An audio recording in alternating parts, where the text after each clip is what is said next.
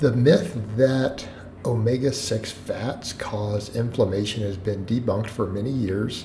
But if we're going to talk about that, we do need to look at the history behind it, and we need to understand where the idea came from, because it did actually come from the science world. It did come from the research world, the hypothesis. And the problem is that this hypothesis was touted without being tested. It's one of those things to where a strong possible pathway was found by which omega-6 could cause a net increase in inflammation, and it wasn't fully tested in the lab before some diet experts, doctors, and other people started discussing it, and even some doctors wrote books pushing this idea, and it kind of pushed it into a bit of a mainstream idea, so then that people started thinking that specific foods like grains or nuts or whatever were inflammatory. Now, the reality is issues with grains might be someone might have celiac disease. A lot of people have nut allergies and things, and those are completely different. It's not the same as saying that the fats in them are causing inflammation. So here's the concept. What people thought for a while on this was that omega-3, we knew it was anti-inflammatory in general. Pretty much all omega-3 fats seem to potentially reduce inflammation. Pretty well understood, has been for generations.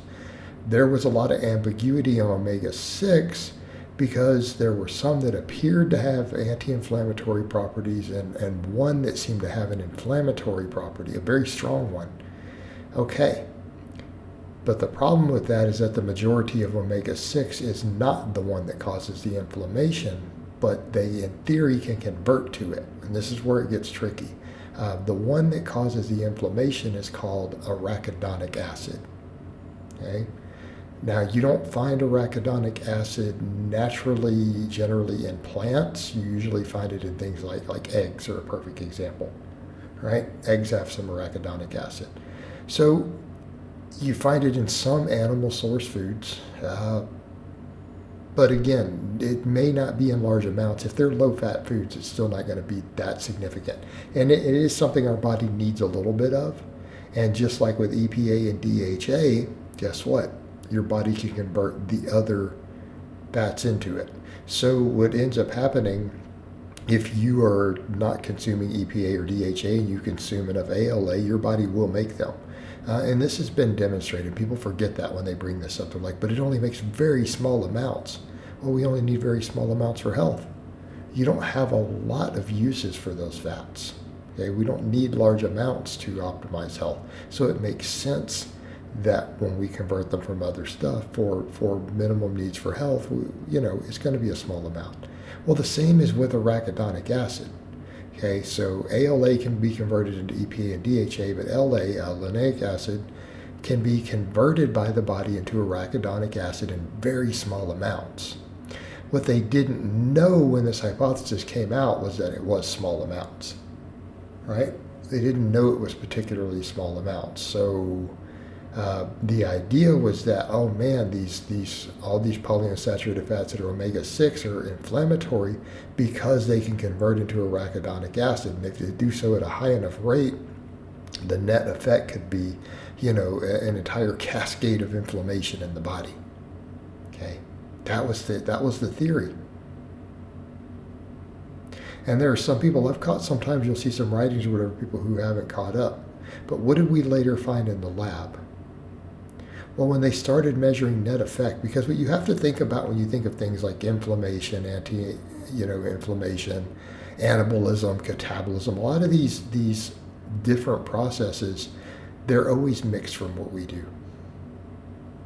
Okay? Foods that you eat can be both inflammatory and anti-inflammatory concurrently. We look at what's the net total effect. If we add a bunch of this food, does the average inflammation in the body go up or down or stay neutral? Okay? Because that's what we're looking for, the net effect. And what they found is that, most of the omega-6s that we consume, like linoleic acid, even when consumed in pretty large amounts, doesn't increase inflammation. Doesn't mean to say improve, because inflammation can be good and bad both. But they found that overall inflammation tends to go down. Now, does this mean that it has a massive anti-inflammatory effect? No. It's not as strong as omega-3. Omega-3s will reduce inflammation more. So hopefully everyone understands that. But omega-6 polyunsaturated fats, other than arachidonic acid, right? Which again, you're not going to find, a lot of the foods that people are worried about being inflammatory, like nuts, for example, don't contain arachidonic acid. And again, we notice in the lab that when they're consumed in large amounts, they don't convert enough arachidonic acid to offset the anti-inflammation of the other omega-6.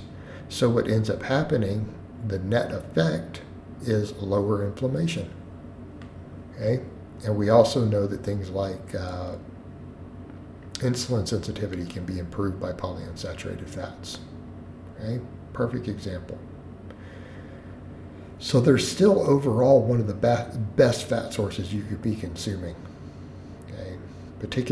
Obviously we're talking about the plant-based ones. I'm not telling you that if you eat 30 eggs a day, you're not going to see some inflammation go up, because you probably will.